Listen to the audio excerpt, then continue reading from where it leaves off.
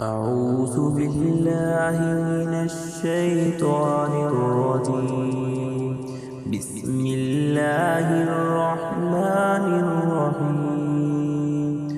والتين والزيتون وطور سينين وهذا البلد الأمين.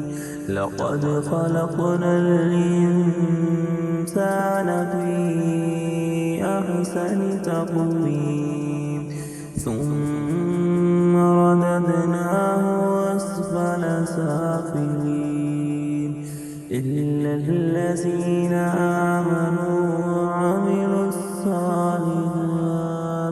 وعملوا الصالحات فلهم أجر غير ممنون.